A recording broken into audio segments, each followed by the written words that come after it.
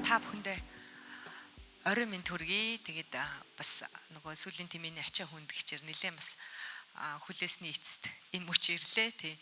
За тэгээд одоо хамгийн холоос Баян Улгийн аймгаас за манай баруун хязгаар за тэгээд Дорнод зүүн хязгаар Өсгөл гээд хойд хязгаар за Дорногов аймгийн телевизийн төлөвлөгөөд бид хэд үндсэндээ 21 аймгийн хэл мэдээллийн хэрэгслүүдийнхаа нөхцөл байдал ямар байгаа юм бэ гэдгийг одоо төвийн гэж ярьдаг хэвлэл мэдээллийн та бүхэнтэйгээ бас хуваалцахаар энд ирлээ. За ер нь бол цаг орой болсон учраас хэдүүлээ ярилцлагандаа шууд орхон зүг бах.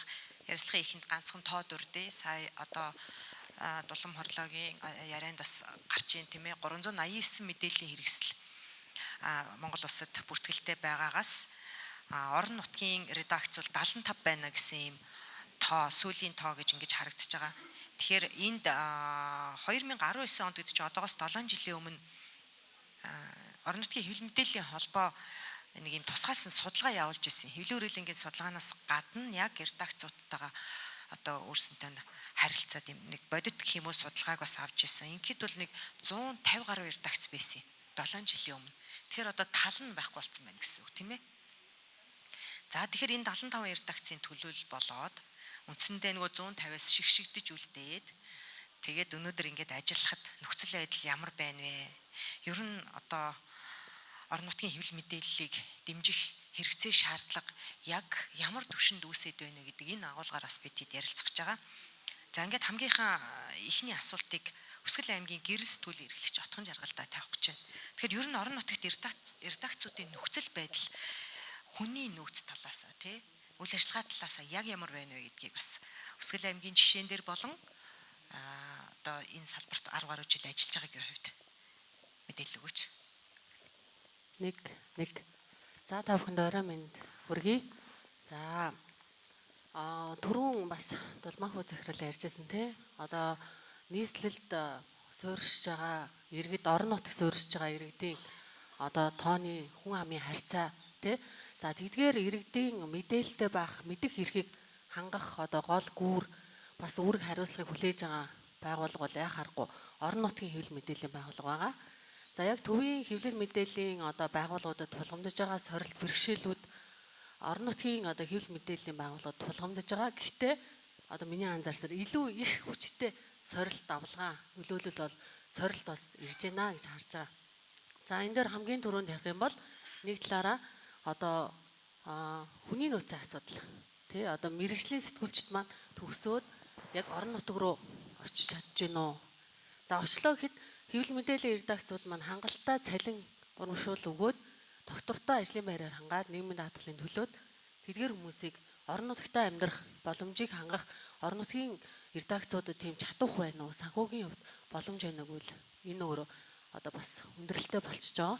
За бас нөгөө нэг асуудал гэх юм бол төрийн байгууллагууд орон нутгийн удирдлагууд маань засаг захиргаа маань нэг талаараа хэвлэл мэдээллийн байгууллагыг энэ салбарыг бас яаж хараад байгаа юм бэ гэдэг тэр ойлголтын маш зөрүүтэй байдал бол одоо энэ орон нутагт болоод энэ хэвлэл мэдээллийн салбарт ажиллагаа айгүй хүндрэлтэй байдаг. За нэг удирдлага гардаг, нэг одоо нам нь ялаа засгаа аваад орон нутагт жишээ нь Хөсгөл аймагт засгалдаг тий.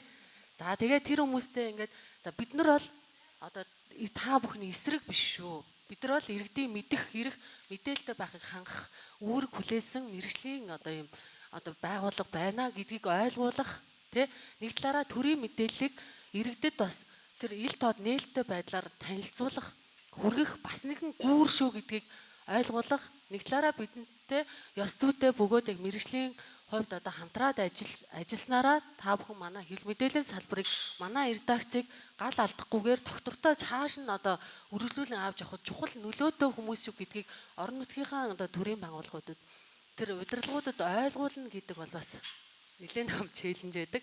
За энийг ойлгосон удирдлагууд яадаг вэ гэхээр энэ хэвлэл мэдээллийн хэрэгслийг бол байгуулгыг бид нар за манайх чинь гэрэл сэтгүүл хахад за сэтгүүл энэ хэвлэмэл одоо сонин одоо сэтгүүлийг бол ингээ авч үлдэх нь энэ салбарт хөрөнгө оруулж энийг бас ингээд доктортой дэмжих нь эргээд иргэдэд хэрэгтэй одоо төрийн байгууллагууд бидэнд хэрэгтэй гэдгийг одоо энэ ойлголтын зөрүүтэй байдлууд бол бас айгүй сорилт челленж болдог.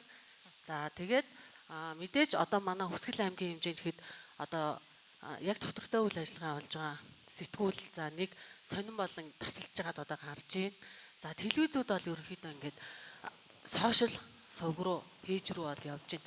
Яагаад тэгэхээр бид нар орлогын олон их сурвалжтай байж ээж төрөлдсөн байж ээж бид нар хараат бас байх гэдэг байгаа байхгүй.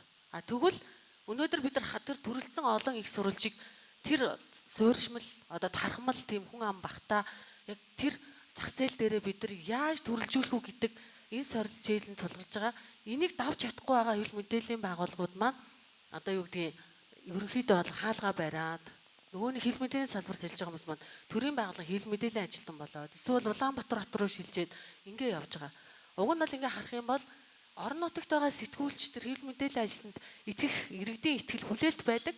Гэвч бид нар хангалттай тэрийг одоо түгээх, дамжуулах тэр чадвах хүний нөөц за санхүүгийн суурь орлогыг үүсвэрүүд нь бүрдэхгүй байгаа нь бүрдүүлэх боломж нь өөрөө нөгөө нэг хууль бус шударга бус те аль нэг нам улс төрч бизнесийн байгууллага хараат байжээж тэр орлогыг доктортой байрах уг нь боломжууд байгаа. Гэхдээ ингэхийг хүсэхгүй байна. Яагаад гэвэл үнэхээр ёс зүйтэй энэ эрүүл үнний төлөө сэтгүүл зүг барьж Хүсгэл аймагтаа орон нутгад барьж байгуулмаар байгаа учраас ийм сорилт бэрхшээлүүд байна.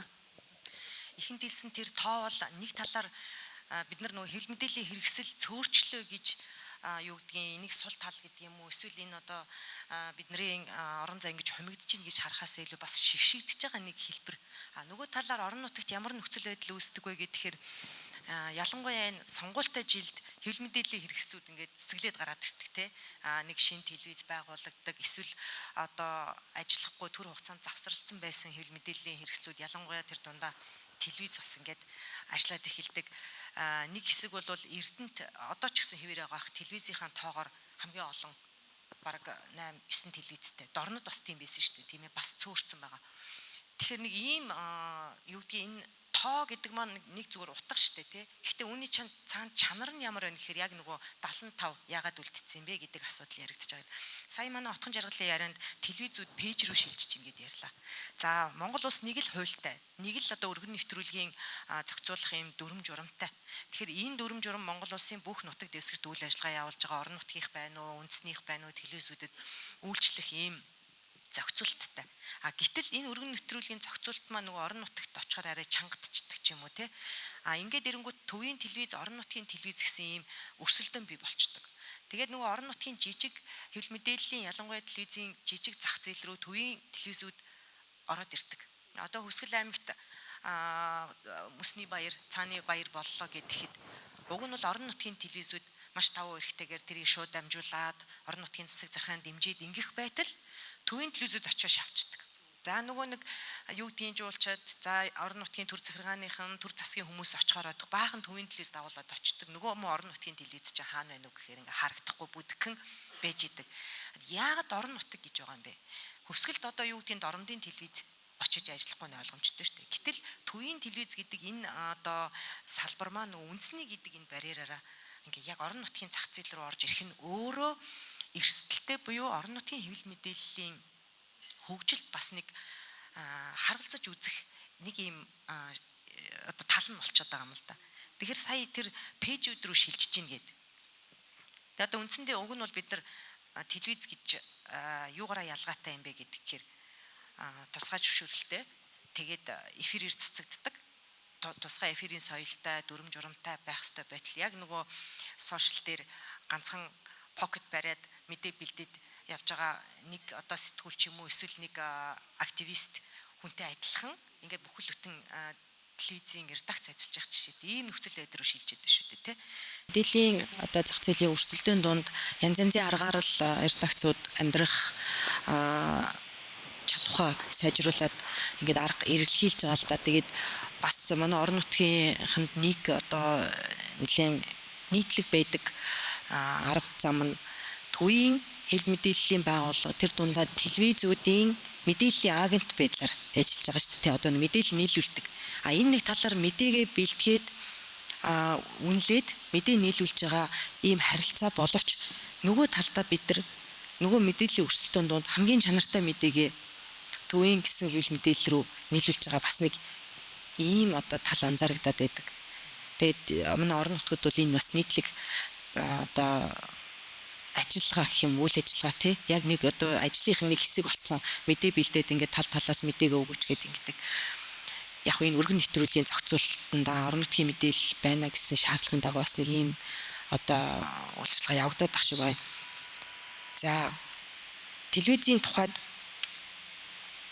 ер нь нөхцөл байдал маш одоо хэцүү байгаад ялангуяа Монгол улсад нэг телевизийн салбарт за тэр дундаа орон нутгийн хэвлэл мэдээлэлд нэг том алхам хийгдсэн нь бүсийн телевиз гэдэг статусыг бий болгоод харилцаа холбооны зохицуулахаараа за ер нь зохицуулалтын байгууллагуудтай нэлээд хөөцөлдөж нэг ийм шинэ одоо өөрчлөлт гэх юм уу алхам нэг шат ахиад инглигээд бид нар жилийн өмнө одоо бас нэг шинжилэл хийгдчихсэн. За энийгээ шинжилэл хийгдчихлээ одоо нэг алхам алхачлаа гэд харж ижил өнөөдөр бас л одоо хад мөргөнө гэдэг шиг ингээ гаццсан байдалтай.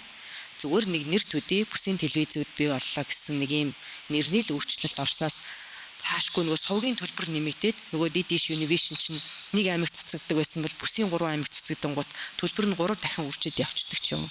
Тэгээ нөгөө төлбөрийн одоо асуудал гарч ирээд нэг ийм байдалтай бас нэг одоо мэдээллийг дуурлахад 7 бүсийн телевизүүд ажиллаж байгаа тийм.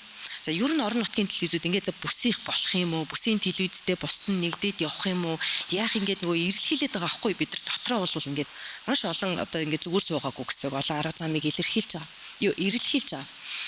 Тэгэхээр манай DSB телевизийн төлөөлөл Наранбаяр маань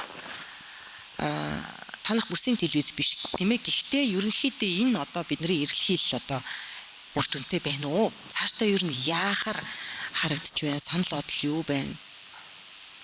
Ерөнхийдөө бүсийн телевиз болсноор одоо манай аймагт 2 телевиз үүдэг. Нэг нь DTV, дөрөвт нь DSB манай 2 телевиз үүдэг. Тэгээд 2 сайттай. Яг 24 онд байна уу санагдаж байна. DTV бүсийн телевиз болсон. Говийн бүсийн телевиз болсон. Говьсон бүр дунд говь өмнө говьт цацагдах хэрэгээ авсан. Тэгсэн мөртлөө бид яг тэр яг одоо миний харж байгаагаар юу яг тэр хүмүүст очиж хүрч чадахгүй. Яагаад гэвэл маркет structure нь өөр. Одоо хүмүүсийн одоо нөгөө үдчихэж байгаа хүмүүсийн сонирхол нь өөр. Тэгээд дээрэс нь тэнд ажиллах болсон хүчин байхгүй гэдэг ч юм уу. Дунд говьт сая телевиз нэгдсэн байлээ. Говьсонбөр ТV гэдэг нэгдсэн. Гихмитчлэн ингээд телевизүүд өөрсдийн гэсэн онцлогоороо ингээд одоо ер нь аймагт телевизүүд нэгдээд эхэлсэн учраас одоо нөгөө нэг бүсийн телевиз байх шаардлага байна уу гэдэг нэг асуудал гарч ирээд байгаа бидэрт бол яг тэгсэн мөртлөө бүсийн телевиз боллоо гэж бодоход бидний зардал бол айгүй ихсэж байгаа. Яг үгээр зохицуулах хорооноос бидэрт одоо тавигдж байгаа шаардлагууд бол жилийн жил төссөөр байгаа шүү дээ. Аудио техник ингэж шийдсэл тэгж зөөл тэгэхгүй бол одоо бид нар одоо тэгээ тодорхой хэмжээнд арга хэмжээ авна гэд байнгын л бидэрт одоо ийм ирж байгаа. Тэгээд бүсийн телевиз болох тусам одоо нэг ингэ статусаа нэмэх тусам бидэрт ирдэг тэр дарамт нь нэмэгдэх хүчин. Тэгээд дээрэс нь нөгөө нэг эдийн засгийн дээр орж их одоо бидний татвар хураамж нэмэгддэг. Тэгэхээр миний зүгээс ер нь бол яг DSB телевизийн зүгээс харахад бол бүсийн статустай байгаад биднэрт бол одоогор бол нэг тийм нөлөөлөл харагдахгүй байна л гэж харагдаж байна. Тэгээ бид нар 1000 хичээгээд угаасаа тодорхой хэмжээнд яг хүмүүстэй хүрч байгаа. Гэхдээ яг нөгөө зорилттой хүмүүстэй бүсийн хэмжээнд хүрч чадахгүй байна. Менежмент хэрэгтэй байна гэсэн үг байна тийм. Тодруулаад дахиад асуух түрүүн бид ярьсан шүү дээ тийм. Төвийн телевизүүд маань нөгөө орон нутгийн телевизийн зах зээл рүү жижигхэн зах зээл рүү ороод бизнесийн хуваалцаад байна гэдэг ингээл байнга ярьдаг шүү дээ бид. Энэ дээр ямар одоо юу байр суурьтай байдаг вэ? Ямар саналтай? Зах зээлийн хувьд ер нь бол үнэний хувьд үнэ.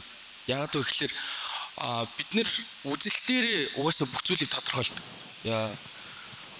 За одоо нэг жишээ байдаг. Тэрний юу гэхэлэр би энэн дээр жоохон өөртөө жоохон дурамжсан явдаг. Гэтэ ЭТВ-ийн редакцийн намайг зөвөр ойлгоорой. Энд байгаа бол манайд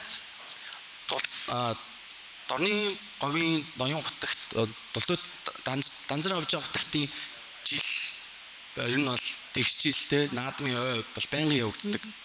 Тэгээ бид нар бол гол яг revenue буюу орлогоо олдог юунууд нь шууд амжилтууд байдаг. Ерөнхийдөө тэгжиж бид нар өөрсдөө санхүүжүүл тоног төхөөрөмжөө олж ээж ингэж байдаг. Тэгээд наадмын шууд амжилтаар бид нар ерөнхий санхүүжилтээ олж авдаг. Спонсоршипээ олдог, компаниуд руугаа хүсэлтээ өгдөг. Тэгээ сарын өмнөөс хүсэлтээ өгөөд за бид нар ингэ шууд амжилт хийх чинь биднийг ингэ дэмжиж ажиллаач ээ. Бид нар таад буцаагаад хариуцлагатай уур уурхай гэж чинь дэмжиж, стокийг чинь гаргая те хүмүүст хүргэе. Тэр хүрхгүй байгаа хоолойг чинь орон нутгийнхаа хүмүүст хүргэж өгөө гэд. Тэгээд юу яадаг. 23 онд би энийг харин яг багталтай хэлнэ. 23 онд манайх Starlink-ийн төхөөрөмж хамгийн анхны төхөөрөмжийг авчираад түрээслээд гэдэг нь зөвлөх. Түрээслээд юу аажсан? Морины шууд амжуулалтыг 12 жил зогссон байсан. Морины шууд амжуулалтыг манай телевиз аймагтаа хийж чадсан. Тэгээд хийчээд одоо яг 25 онд сая өмнө жил бид нэр тутгааргүй дуу шууд амжуулалт хийсэн. Манай эфир зогсоогүй. Хизээ зогсоогүй. Одоо яг Facebook дээр нөгөө 8 цагийн лимит байдаг. Лимит байгаад яг зогсоо шүү дээ нэг тодорхой хэмжээнд. Зогсоогоод буцаагаад өгөхдөө бид нар угаасаа л яг л тэр телевизийн стандартын дагуу бүтэн дамжуулалт ярилцлага бүтэн дамжуулалт юм. Тэгээд юу аажсан. Тэгээд бидний үнэлгээ бол нөгөө орон нутгийн телевизийн үнэлгээгээр л явдаг. Тэнгууд хотын телевизийн үнэлгээ бол шал өөр. Би тэрийг ерөөхдөө манай хотын телевизийн ч гэсэн ойлгож байгаа байлгүй шал өөр газар тэнгэр шиг үнэлгээ тавигддаг бид нар шүү дээ. Тэгэхээр дээрээс нь нэг юм нь орон нутгийн телевиз ингэж чадварчаад сайжрах тусам нэг юм цензурд улам илүү цензур тавигддаг айгүй сонирхолтой. Одоо манай энэ бол бусад аймагуудад харагддаг жишээ баг. Угаасаа би тэрийг бол амар ер нь бол юу яадаг юм ойлгодъё. Тэгээд яг цагаа тулаад ирэхлээр бид нөгөө нэг юунд нь очихгүй бол яг юмаа хийцэн мөртлөө юмаа хийгээд хүмүүс үзсэн. Хүн ажилтаа авцсан. Нөгөө нэг гэрээнийхээ хийцэн ажлыг хийцэн. Гэсэн мөртлөө цензур тавигддаг. Бүр нь байж боломгүй их цензур тавигддаг. Яг энэн дээр хотын телевизүүд орж ирээд бидний тэр цензурыг дахиж ингээд одоо юу гэдэг үнэлгээ нь улам л ингээд нэмэгдээд байдаг. Бид эдийн үнэлгээ ингээд яг л нэг хэвээ одоо бид эдийн гол олж байгаа юу бол дандаа телевиз иргэдтэй л харьцаж телевиз бизнестэй харьцаж юу яаж байгаа шүү дээ. Мөн яг тэр ревеню болж байгаа. Тиймэрхүү л байна. Миний бол сэтгэл тиймэрхүү. Яг ерөнхийдөө телевиз гэдэг маань ер нь одоо хууль журам олон улсын стандартаараа тодорхой стандарттай техник технологи хүчин чадалтай эфирээр дамжигддаг тий эн чинь тусдаа одоо зохицуулттай ийм хэрэгсэн шүү дээ. Сүүлд энэ Солонгос Австралийн байсан баха. Хоёр байгууллага аудит хийгээд мониторинг хийгээд орон нутгийн одоо энэ телевизүүд бол одоо яг одоо өнөөдөр байгаа энэ одоо хүчин чадал хурдаараа тий энэ нөхцөл байдлаараа цаашаа явах боломжгүй юм байна гэсэн юм дүгнэлтийг гаргаад ерөнхийдөө ялангуяа орон нутгийн төр захиргаанаас дэмжих юм хэрэгцээ шаардлага үүсчихжээ гэсэн юм дүгнэлтийг гаргасан юм бэл. Тэгээ яг харилцаа холбооны зохицуулах хороонд одоо тодорхой энэ дүгнэлт мэдээллүүд хүргэгдээд тэгээ одоо дараагийн алхам хийгдэх юм хүлээлттэй байна гэсэн мэдээлэл байна л да. За телевизийн тухайд нийтлэг асуудлууд бол ийм төвшөнд байна гэдэг. За сонин гээд одоо үндсэндээ түрүүн 100-ны мэдээ сонин гэм мэдээлэл дээрсэн баха. Бидэрт бас гэрэл гигээтэй зүйлүүд байна. За гэхдээ бас яг орон нутгийн одоо хэвлэл сонины тухайд ярих юм бол нэг хэсэг 21 аймаг одоо 25 6 сонинтой байлаа те нэг аймаг зарим нь 2 гээд одоо бол нэг тогтмол гэж хэлэхэд 10 хүрэхгүй сонирхол гарч байгаа. Зарим аймаг л одоо сонингүй за сонгуулаар нэг сонных нь эрхэн байж идэг байх сурчлага гаргадаг ийм байдалтай явж байгаа. Тэгэхээр сонин бол одоо нөгөө цаасан хэвлэл буюу уламжлалт хэвлэл гэдэг утгаараа яг орон нутагт одоо өнөөдрийн түвшинд ажиллаж байгаа ийм хэвлэл мэдээлэл хэрэгсэн шүү дээ. Одоо уламжлалт гэдэг юм уу? За цаасан сонины маань ирээдүй ямар байна вэ? Нөхцөл байдал ямар байна вэ? За одоо Баян-Улгийн аймгийн жишээн дээр авч үзье те. Танаа сонин яаж гарч ийн? Тэгээд бас та бүхэн маань онцлог их хил дээрээ бас мэдээлэл авах тэр ирэх байж ийн. Өдөөгийн малчтад мэдээллийг яаж хүргэх үү гэд Баян-Улгийн аймгийн хэвлэл мэдээллийн ер нь онцлог юу вэ? Тэр дундаа бас сониныг төлөөлж байгаа учраас энэ тухай тодруулаач. За баярлалаа. Аудиторийн орон мэнд хүргэе. За би хэвлэл мэдээллийн салбарт бол 20 гаруй жил ажиллаж байгаа. Манай ангид бол радио 4-5 телевиз нэг 2-3 сонтой байсан. Яг өнөөдрийн байдлаар бол радио нэг сон, нэг телевизтэй ажиллагаа явуулж байгаа. За манай нутгийн одоо хүн амын одоо тал хоноод Бамбал хотод оршин суудаг өөрсдөө мэдж байгаа. Орон нутгад бол аймаг тус бүрийн одоо хүн амын одоо талаас илүү хүн одоо хөдөө сум багуудад амьдардаг.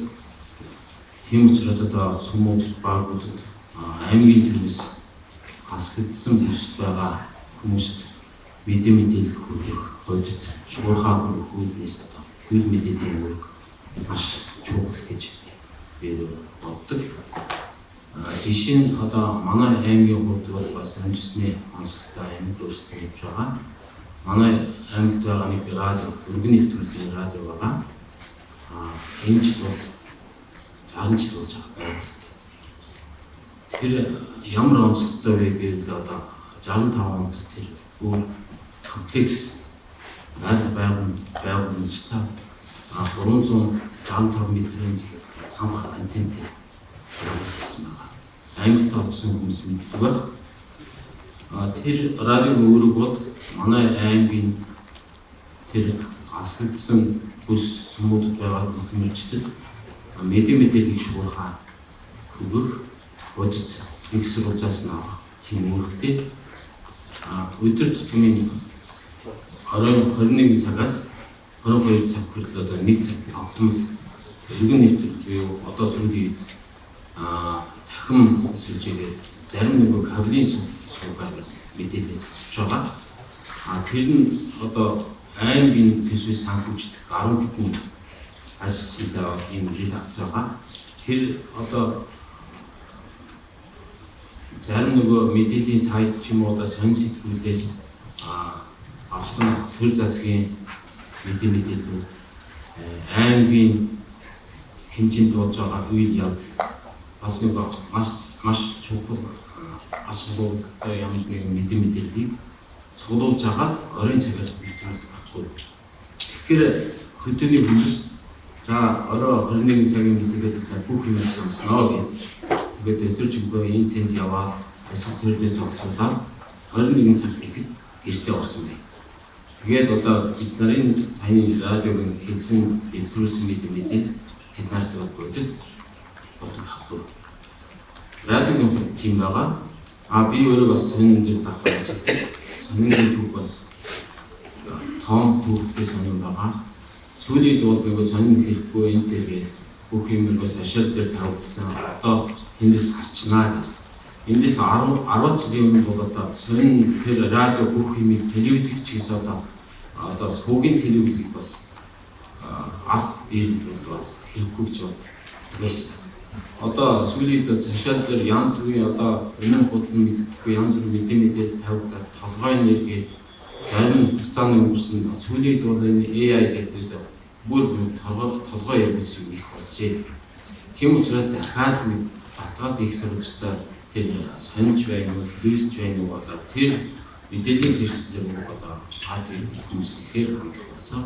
Ягаад гэвэл бид нар саяны нэг радио дээр бас давхар ажиллах болохоор сүүлийн 2 жил нөгөө захин мэдээллийн сүлжээгээр тавьдаг болсон тул 30,000 гаруй даахчтай болсон.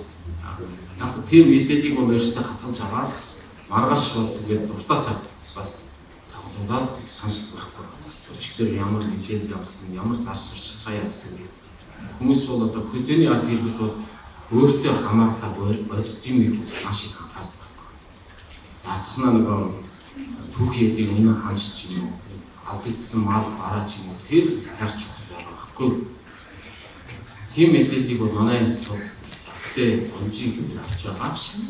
Ямар татамжтай. Сонин болохоор ч одоогийн биднээс одоо энэ 10 жилийн өмнө цаад 2 дугаар нь гардаг байсан. Одоо сүүлийн одоо улс даяар нэг анрэ төдөө гэж сонин гарч байгаа шүү дээ. Яг тэрний хэмжээгээр бол бид нар гаргав. Гэхдээ бол бид нар Улаанбаатарт хэвлүүлээд тэр сонингоо хэвлэлтэнд өгөөд буцаагаад аваад тэгээд тэр сүм рүү тараа асуудал бас төвхтэй. Манай аймгийн хамгийн асуудалс нь Булгун сүм аймгийн төвс 300 гаруй км шүү дээ. Тэнд бол одоо өвөл бол хүн амьтанд очиж ирэх гэж байхгүй. Гэхдээ сонингийн авштай нэг тал нь болохоор тэнд гарсан материал бол төв болж ирдэг байхгүй. Бид нар одоо дөнгөж сая харсан эндээс болсон үйл явдлыг хараад өнгөрөөд маргаш нэг сан өгөөд мартна. Тэнд байж байгаа юм байхгүй. Тийм учраас тийм сонир байсан юм бол над бол эндээс одоо 50-60 жилийн өмнө сонингийн хажтай байх. Тэр бол төв гэж үздэг. Тийм учраас бид нар сонингоо бол яг нь түүхэн хэлбэр зарим хүмүүсийн одоо хөдөлмөр ч юм уу одоо маш их аж ахуйнтай юмыг одоо авч ирсэн гэж бодож байгаа. Сонингийн тухайд олон нутагт ямар асуудал бас үсээд хүндэтгэж байгаа юм бэ? Тэдний анхаарал санаа зовоож байгаа юм гэдэг. Тэгэхээр үндэсний хэмжээнд Монгол улсын иргэдтэй мэдээллийг хүргэх үүрэг хүлээсэн хуулийн дагуу ажиллах ёстой Монгол шүүхийн компани байна тийм. Одоо захиалгад үйлдэл хариуцдаг. Тэгээ энэ компани маань үйл ажиллагаа орон нутгийн сумдад оролцсноос болоод сонинд хүргэлт үйлдлийн чанар байдал алдагдсан буюу үндсэндээ одоо Монгол шүүхийн бол орон нутагт ажиллахгүй байгаа гэсэн нөхцөл байдлаас хамааран иргэд маань өнөөдөр нөгөө шууд одоо орон нутгийнхаа сонинг надад хэрэгтэй хэмжээ хязгаарч хамаагүй ирсэн хамаагүй гэж хатахгүй шүү дээ тийм. Яагаад ингэж хоцорч ирдэг юм бэ? 3 сарын 5-нд гарсан сонин яагаад 20-нд ирж байгаа юм бэ гэдэг асуудал хөндлөдөг. Тэгээ энэ маань нөгөө сонины дэг бүтц буюу үжилтнээс тэг саад болоод байгаа. Бас анхаарах ёстой асуудал. Одоо сая нөгөө ерөнхий сайд хэлээ энийг сонсон бол яг засгийн газрын хэмжээний одоо асуудлыг бид нар олон жил тавьж байгаа. Үсгийн хурал дээр ажлын хэсэг байгуулагдсан юм чинь бас нэг алхам. Одоо энэ хуулиа эргэж хараач юм шууд гэж хууль үйлчлэхгүй байна. Иргэдийн мэдэх эрхийг хангах одоо бүр заалт явж байгаа байхгүй мэдээллийг хүргэх. За тэгэхээр сонин дээр бас нэг ийм тодруулга хийлж гэж бодож байна. За цаг маань юу болж байгаа бол за ерөнхийдөө нэг нийтлэг асуултыг панелистуудад тавьчих. Яг ерөнхийдөө ингээл би тэнд нэг одоо хоорондоо ч гэсэн ярьдаг. За ер нь манай салбарын тоондоо ярьдаг асуудал юм сэтгэлтэй хүмүүс орон нутгийн хэл мэдээлэлд үлдсэн байдаг гэж өөрснөө хөөргөөл тий ингээл одоо тэрүүгээрээ бахаргаад байгаа ч юм уу эсвэл одоо туниадж байгаа юм нэг ийм зүйлийг ярьдаг шүү дээ. Тэгээд нэг түүх болоод үлдчихэж байгаа юм шиг нэг хідэн ийм хүмүүс яриад байгаа ч юм шиг өнөгтэй ч хэлэх юм уу да. Тэгээд нөгөө сэтгэл байлаа гээд сэтгэл гэдэг чинь одоо үнгүй байх юм уу сэтгэл гэдэг чинь хязгааргүй байх юм уу тий ингээд асуудлууд яригддаг. Тийм учраас яг орон нутгийн салбарт тэр дундаа одоо сайн юм ярьлаа сонины салбарт бол яг үнэхээр бүр дуртай сэтгэлтэй салж чадахгүй. За энэ сонины үн цэний төлөө одоо ажил хийгээд насаараа явж байгаа хүмүүс ч байна. За телевизийн салбарт маань залуучууд төрж орж ирсэн боловч одоо салбараа солиод төрийн байгууллагууд руу маш их орж ийн. Үндсэндээ нөгөө төр ажил олгогч буюу сэтгүүлчд маань төрийн байгууллагаар орж байгаа энэ асуудал орон нутагт бол нэлээд одоо хавтгарч байгаа. Орж ирэл нэг сайхан сар болоод 2 сар болоод за өсөөл нэг 2 жил болоод төрийн байгууллага орчдөг. Аль нэг байгууллагын хэвлэл мэдээллийн алба. Одоо бүр сум дэрэгдээ засаг даргын хамгийн газрын хэвлэл мэдээллийн алба байгуулна гэдэг. Сонин гаргал болох уу гэж асуугаад ингээд бүр урууга харсан болоод байна л да. За ингээд бид хэдүүл асуудал ингээд нөгөө сорилтууд асуудлууд бидний өмнө шиг байгаа. Гэхдээ бид нар инглигээд одоо салбараа орохгүй дээгээд одоо сууж байгаа юм ч байгаа. За ер нь бүрхэн болчихчтэй одоо яа гэм нэлээ гэж бодож байгаа юм зөвлөж байгаа шүү дээ. Тэгэхээр за тэгвэл бидний шийдэл юу ах юм? Бидэрт ямар боломж байгаа юм? Ер нь энэ орон нутгийн мэдээллийг хэрэгсэл чинь хэрэгтэй мүү хэрэггүй юм? Ямар ач холбогдолтой юм ингээд нэг юм хэрвээ байхгүй болчихвол яах юм чи тийм үү? Эсвэл дэмжих юм яг ямар бодит дэмжих хэрэгтэй байна? Одоо сая ерөнхий сайд засаг захиргааны нэг дэмжих хэрэгтэй. Үеийн одоо засаг захиргаа төр засгийг одоо удирдлагуудтай уулзахаар яг л энийг хэлдэг. Дэмжих ёстой. Ёстой гэдэг маань үйлдэлээр баталгааждаг. Тэгэхээр одоо ялангуяа орон нутгийн энэ жижиг зах зээлд санхүүжилт нь маш тодорхой шүү дээ. Ерөөсө төрийн эдэн байгууллагаас гэрээний санхүүжилт авч байгаа. За өөр хаанаас санхүүжилт авах юм хэр? Сар сурталчилгааны зах зээл байхгүй. Тэ? Үндэсний хэмжээний компаниуд угаас орон нутгийн жижиг компаниуд орон нутгийн хэвлэл мэдээллээр одоо сурчлах шаардлагагүй гэж бараг үздэг. Тэгээ ийм маш ийм онцгой нөхцөлд ажиллаж байгаа. Одоо нөгөө өстэй хүүийн гинүү, нутгийн гинүү, тэ уугуул суугуул гинүү энэ хэвлэл мэдээллийн эрсдлүүдийн одоо хувь зээний асуудал байгаад байна шүү дээ.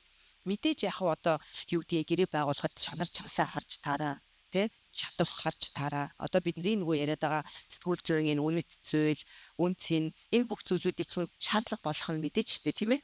Гэхдээ энэ дээрээс цаашдаа бид нар яг яах юм бэ гэхдээ бодит үйлдэл яг юу байх ёстой юм бэ гэдэг дээр ер нь орон нутгийн хэвлэл мэдээллийн үнцийг цаашдаа яах юм? Ямар боломж өнөөдөр бидэрт маш олон ихтгэл техник технологийн боломжуудыг бас ингээд сонсоод сууж байна. Гэхдээ яг үндсэндээ бид нар дэлхийн одоо глобал түвшинд ярьж байгаа зүйл, үндэсний хэмжээнд ярьж байгаа зүйл дахиад орон нутаг тэр дундаа бүр дорногой архангай тэ хүсгэл бүгд өөр ийм соёлтой, хэм маягтай өөр зүйлийг өгүүлдэг хүсдэг ийм одоо хандлагатай ард түмэн байгаад байдаг. Тэгээ энэ нийцүүлэлтэд ажиллах гээд бид нар ч ийм одоо баг редакц болгон өөрөөрөө онцлогтой байдаг шүү. За ингээд яг энэ хэлцүүлэхийн төгсгөлд яг орон нутгийн хэл мэдээлэл оршин тогтоход биднэрт яг ямар юу хэрэгтэй нь юу хүсэж байна тэ яавал одоо нэг арай нэг жоохон гэрэлтгийгээ харагдахаар байна. За баярлалаа. За мэдээж бид нар асуудлаас аягүй тодорхой гаргаж энэ салбарынхаа бас хүмүүст ойлгуулах бас хэрэгцээ бидэрт байсан. Тийм учраас бас тэгээд сорилт бэрхшээлээ бас хуваалцж байгаа. Гэхдээ бас бидэнд бас боломж байна. Тэ бидэнд бас гоё ирээдүй байна, найдвар байна гэдгийг бол за миний хувьд яг өөрөө бол хараад байж байгаа. Тэгээд хүн болгон бас тавч хэлэх байх те.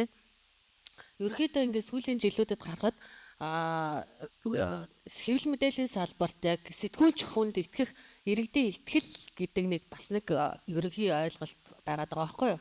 Тэгэхээр харьцангуй манай одоо яг орон нутгийн хувьд ч юм уу яг хүлээлт бол байгаад байгаа. Сэтгүүлч энэ хүн үнээр тэ үнийг гаргаж ирнэ, их сурвалжтай байна, мэргэжлийн үйл ажиллагаа явуулаад надад нэг хэрэгтэй одоо тэ нэлээ анализтай, ерэн сурчлал сэтгүүл зүйч юм уу энэ чанартай юм хүрэгчээсэ гэсэн одоо иргэдийн итгэл бол орон нутг хүлээлт байгаа нь өөрөө айгүй гой найдвар төрүүлээд байгаа байхгүй. За энэ найдварыг олж харсан учраас сүүлийн одоо 2-3 жил тэ одоо 700 гаруй километрийг үйл ахлаа шүн ингээ яваад өдөр нь оролцоо буцаад оройн суудаг ч юм уу те иймэрхүү үйл ажиллагаанууд айл болох талсралтгүй оролцож байгаа. Тэгээд энд бас айгүй үнэтэй хувь нэмэр оруулж байгаа Монголын баримтлах төв нээс төвийнхаа хамт олонд үнэхээр баярлж байна. Баримт нэн тэргүүн гэдэг энэ шүлжээний гишүүн байгууллага болсноороо нэлээ олон одоо хитэн гарантийг бас манай байгууллага авлаа. Сэтгүүл зүйн бүтээлээр бас хэд хэдэн шагналуудыг авлаа. Энэ нь өөрөө яг орон нутагт хараад бусаар тийм ээ маш гоё өөрийнхөө мэргэжлийн үйл ажиллагааг харуулах тийм сэтгүүлч надад ийм чадвар байна те нөөц байна гэдгийг таниулах энэ боломжийг бас энэ баримтны тэргүүн шүлжээний хамт олон олгож байгаа нь бол маш гоё сайшаалтай байна. Тэгээд дараа бас нэг найдвар гэхвэл гэрэл гэх юм бол те манай гэрэл сэтгүүл маань ингээд уйлрал нэг гарч байгаа. Гэхдээ аль болох сошиалд ингээд тавигдсан мэдээллийг биш нэлээд бүтээлч үйл ажиллагаагаар нэлээд ажиллагаатайгаар ингээд 3 сарын турш тэн дээр ингээд одоо нэг сэтгүүлчтэйгээ за тэгээд өөр тэ манай их хэч бол хотод байдаг аль болох бидний зардлаа бага хэмжээ байхгүй хотод их бэлтгэжтэй мэдээлэл сэтгүүлч маань явлаа мэдээлэл авлаа редакторлууллаа зураг хүргийг авлаа бид нар хот руу ихийн бэлтүүлээд хотоос буцаа шидэнгууд шидсэн мэдээлэлээ бид нар дахиад ингээд тэндээ боловсруулаад хотод хэмлээд ингээд авч байгаа. Энэ бол бидний хувьд харьцангуй бас нөө зардлаа хэмж байгаа бас иймэрхүү ажиллагаанууд байгаа байхгүй. Тэгэхээр одоо манай гэрэл сэтгүүлийн хувьд бол ингээд харьцангуй одоо бид нар хэвлэмэл өнгөт тийм ээ бас тэгээд нэлээд чанартай үн цэнтэй одоо мэдээлэл байгаа учраас одоо төрийн байгууллагууд маань энэ одоо манай сэтгүүлийн мэдээлэлээ тавих за мөн иргэд маань бас мэдээлэл хөрөг нийтлэл ярилцлагуудаа түгээх за бизнесийн бас нэг доктортой хэдэн байгууллагууд маань одоо банараа тогтмол байршуулах энэ төр гэдэг иймэрхүү соёлоодаас ингээд түгээгээд явж байгаа. Тэгээд эхний сэтгүүл гарсны дараа дараагийн сэтгүүлд хизээ гарах вэ? Бид нар мэдээлэл өгмөр байна тий гэдэг нэг баг эхний сэтгүүл гарлаа гэдэг мэдээллийн дараа мэдээллийн 20% нь оролцох байгууллагууд маань өөрсдөө эргээд ингээд холбогдож хандж байгаа нь бол айгүй тийм чухал бас юм боломж байгаа. Тэгэхээр мэдээж редакц тухайн хувь сэтгүүлчийн ур чадвар мэргэжлийн ёс зүй те энэ бүхэн бол бас энэ салбарт орон нутагтаа тестжүүлдэг ойлголцох энэ одоо боломжууд бас бий болж байгаа гэж харж байна. бай. За одоо бид ч одоо орон нутгаас ирээд хамгийн сүүлд нь үлдээ. Тэгээд цаг хугацаа хөрөхгүй гээд хэлэх гэсэн юм бас чадахгүй байгаа. За тэр ч яг одоо дараа нь дахиад тулцах баг. Энд бол нэг юм товч үгүй тодорхой хэлээ. Одоо бид нар ч одоо хэвлэл мэдээллийн тухай болон олон нийтийн радио телевизийн тухай хуулиудаас төрийн байгууллагын иргэд хэвлэл мэдээлэл ажил боломжгүй гэдэг ч юм уу тиймэрхүү бол байгаа шүү дээ. Тэнд бас нэмэлт өөрчлөлт оруулах хэрэгтэй юм шиг байдаг. Хоёрдугаар нь бол ямар нэгэн хэвлэл мэдээллийн байгууллага ялангуяа орон нутагт нэг ганц хоёр хүн л ажилладаг байхгүй юу? Тэр өөрөө эрхлэгчин, ерөөс рүүлсгчин, сэтгүүлчин тэр материал явуулдаг техникийн ажилчин ч юм уу бүгдийг нөрөө заримдаа цайлм аавна, заримдаа авахгүй. Тэгэхээр миний хүсэж байгаа нэг юм бол энэ сонин гэдгийг бол 21 аймагт байх ёстой. Өөрөөсөө аав нэг өдрийн сонин, аав нэг засгийн газрын мэдээ гэдэг ч юм уу. Тэр 21 аймаг нэг нэг сонитой болно шүү дээ. Тэд нар ч өөрсдийнхөө шалгалтаа юм тэнд бичнэ. Тэрнийг тэр редакц нь хариуцаад эрхийг бэлдээд бэлэн болгоод явуулчихвал тэр эндхийн нэг хэвлэлийн хүрээлэн ч юм уу хэвлэлийн газар дээр дэмжлэг үзүүлээд сонирхол хийгээд өгчвөл тэр бусдаа асуудал дээр тэр редакц өөрөө хариуцна. Тэрийг өөрөө хүлээж авах, хараа, захиалах юм. Тэгээд зарчлагын мөнгө ч юм уу тэр болсон хэдэн төгрөгийг салжуулаад тэгээд суух юм бол тэгээд тэр бас том дэмжлэг гэж бодож байгаа. Тэгээд төвийн хэвлэл мэдээллийн маань бас зөөр ойлгохоор орон нутгийн хэвлэл мэдээлэлд бол ер нь хамгийн универсал хүмүүс ажилтдаг шүү дээ. Зах зээл нь жижигхан тэгээд нэг хүн хүчний нөөц багтаа учраас одоо нэг хүн одоо 2-3 мэргэжлийн ажил хийдэг. Зураг аваад ивлүүлээд нөгөө митингээ текстээр бичээд тэгээд менежерээ хоолойгоо уншаад тэгээд нэвтрүүлэгчээ хийгээд бүгд юм хийчихэж байгаа байхгүй. Тэгээд энэ орон нутгийн одоо яг хэвлэл мэдээллийн яг яагаад чухал вэ гэдэг ерөнхий сайд маань бол сая хэлжлээ. Яг энэ одоо тэр мянган километрийн алсад уулын мухарт амьдарч байгаа яг хилийн наан одоо тэр хилийн манан дээр ч юм уу тийм ээ хилийн зурагт амьдарч байгаа өвгөн хөгшин яг үнэн бодит мэдээлэл авах нь ямар чухал вэ гэдгийг бас ерөнхий сайд бол түрүү бас яриандаа агуулгаар хэлсэн болов уу гэж ойлгосон. Тэгэхээр энэ дээр нэг яг нэг бодлогын дэмжлэг яг юу вэ болох вэ гэж шийдэл ярих гэдэг байна шүү дээ тий. Тэгэхээр татврын дэмжлэг бол боломжгүй гэж өөрөө шууд хэлчихсэн. Тэгээд яг нөгөө харилцаа холбооны хуулийн дээр ч би одоо яг буруу хэлчих магадгүй тусгай үүргийн сан билүү зохицуулт би яг сая ерөнхий сайдыг үг хэлж хахтал гинт санаанд ороод байжлаа л та. Одоо нөгөө харилцаа холбооны шугам сүлжээг орон даяар ингээд нэвтрүүлэхийн тулд одоо нэг тодорхой хэмжээний одоо нэг дэмжлэг үзэл нэг одоо би нэг томьёолын буруу хэлж магадгүй сте. Яг тэр шиг орон нутгийн хэвлэл мэдээлэл гэдэг бол тухайн орон нутагт байгаа иргэдийн одоо яг мэд хэрхийг хангахын тулд одоо орон нутгийн тухайн одоо төр засгийн бодлого шийдвэр бол тухайн аймаг сумын иргэдийн амьдралд бол шууд маш нөлөөтэй байхгүй. Тэгсэн мөртлөө яг ач холбогдлын хувьд яг нөгөө тухайн одоо нийгмийн бүлээн одоо үйл ажиллагаа одоо халах бүрээд бараг ястнэж тийм үү одоо тухайн аймгийн нэг хэдэн ойдолчдын ч тийм үү малчдын ч тийм үү тэр бүлгийн одоо хооронд үргэлж байгаа үйл явдал нь үндэсний хэмжээнд ач холбогдол багтай боловч яг тухайн сум орон нутагтаа амьдарч байгаа иргэдийн шийдвэр гаргахад нь маш чухал нөлөө үзүүлэх боломжтой байхгүй. Тэгэхээр энийг орон нутгийн хэвлэл мэдээллийг бас яг ер нь бол дэмжиж өгөөсэй л гэж бодож байна. Тэгээд энэ дээр бол татврын тэр нэг зохицуулалт ч гэдэм үү одоо нөгөө бүсийн хөнгөлтээс болон татврын бодлоготой байдаг шүү дээ. Гэх мэтэр. Түрүү таны нөгөө асуултан дээр энэ Дорногов аймгийн телевизээс асуужсэн дээр бас нэг юм санаа явж ирсэн нөгөө төвийн хэвлэл мэдээллийн эрсдлүүд орон нутгийн телевизтэй яаж хамтарч ажилладаг талаар тийм ээ манайх жишээ манай одоо сайтын эрхлэгч маань Монголын үндэсний телевизийн орон нутгад сурвалжлагч сэтгүүлч гэдэг. За би өөрөө болохоор НТV телевизийн бас орон нутагт үедээ нийлүүлэлттэй яг. Тэгээ энэ маань ингээд хөдөөний орон нутгийн хэвлэлүүд маань төвийн хэвлэлүүдтэйг ингээд хамтарч ажиллаад бие биенийг эн чинь ингээд бас дэмжиж байгаа нэг хэлбэр юм болов гэж би ойлгодгийг. Яа тэгэхээр тэр хэвлэл мэдээллийн байгууллага магадгүй 21 аймаг сурвалжлагч одоо томилох боломжгүй ч болно. Орон нутагт өдрө болгон үндэсний хэмжээнд ач холбогдолтой мэдээлэл болохгүй шүү дээ. Тэгэхээр яг одоо энэ хүн хүчний нөөцийг яг ийм маягаар ингээд төлөвлөөд бас орон нутгийн хэвлэл мэдээлэл бас дэмжиж явж байгаа нэг хэлбэр юм болов гэж би бодсон. Гэхдээ тэр шийдэл ер нь тэр татварын орчин дээр яг тэрнээс одоо нэг ингээл нэг мөнгө төгрөг өгөөч юм уу нэг хаалгаж идэх шиг болчихлоо. Тэгээд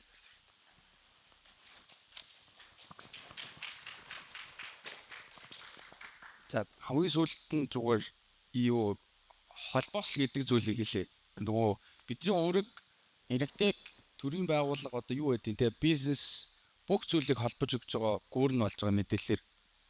Тэгээд энэ дээр зүгээр нэг энгийн жишээ дурдсан. Энд гэхдээ заавал хэмлээд байгаа даа биш, ер нь асуудалтай байдаг. Бид нар аймагт асуудалтай байдаг асуудал манай аймагт.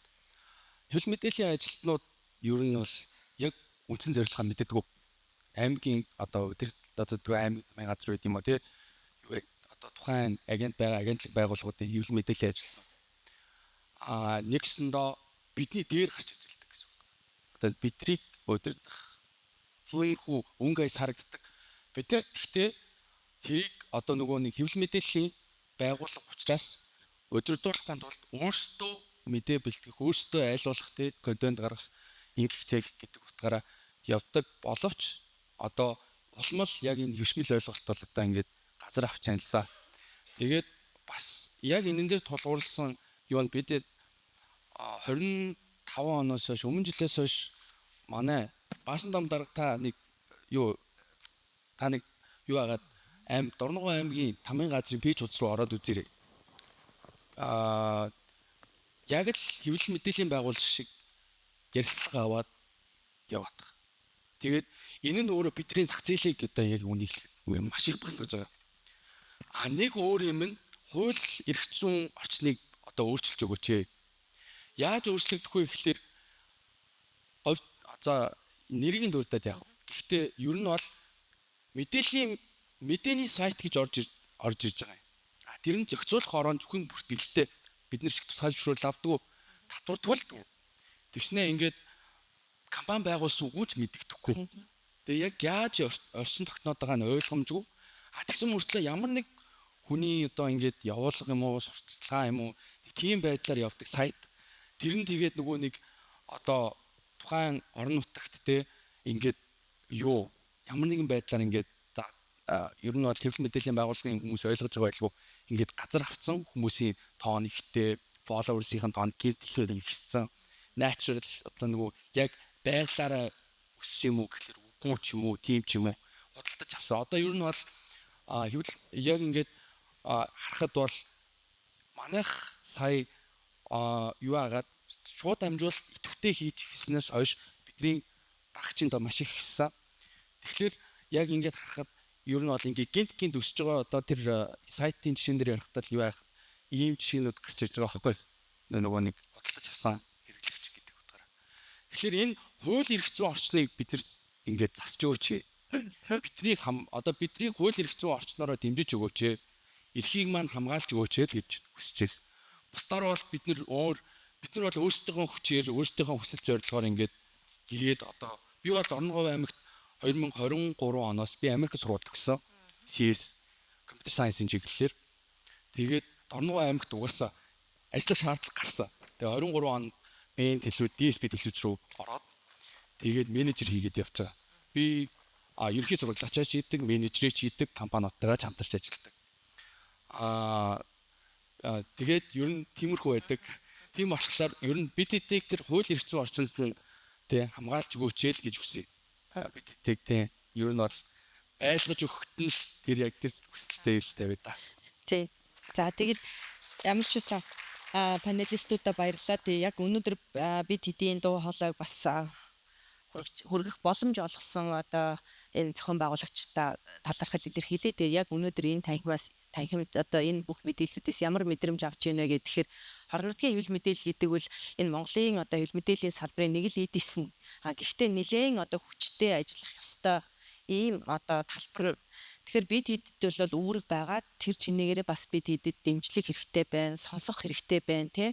Нэг хэсэг бол одоо Монголын хэвлэл мэдээлэл гэж ярихаар зөвхөн төвийн хэвлэл мэдээллүүд цуглаад тардаг юм байсан бол сүүлийн жилүүдэд орон нутгийн одоо энэ дуу хоолойг сонсох, орон нутгийнхны оролцоог нэмэгдүүлэхэд одоо бүх одоо чиглэлд анхаарч байгаад бас их талархалтай байгаа. Тийм ч учраас бид одоо энэ том арга хэмжээнүүдэд бас ингээд оролцоод явж байгаа. Тэгээд яг бид хэдий яриа бол өнөөдөр зүгээр нэг орон нутгийн хэвлэл мэдээллийн салбар редакцийн асуудлыг ярьж байгаа боловч энэ маань бол сэтгүүл зүйн маань иргэдийн мэдих хэрэгтэй холбогдоод дээр нь тэр уулын мухард суугаа одоо малчин хүний, иргэн хүний эрхийн асуудлыг хөндөгдөж байгаа. Дээр нь одоо нөгөө ардчлалын үнэт зүйл босон тий мэдээллийн эрх чөлөө твлэл гээд энэ одоо зүйлүүд цаана агуулгадж байгаа. Тэгэхээр энэ одоо хүрээ дуу хоолойгоо өргөсөндөө баяртай. Тэгээд орон нутгийнхныгаа төлөөлөд бас та эдтэйгээ саналаа хуваалцлаа. Тэгээд дараагийн одоо панелистүүд маань баг хууль эрх зүйн хүрээнд өргөжлүүлээд ярих юм шиг байна. За тэгээд энэ хүртэл сонссонд баярлалаа та бүхэнд.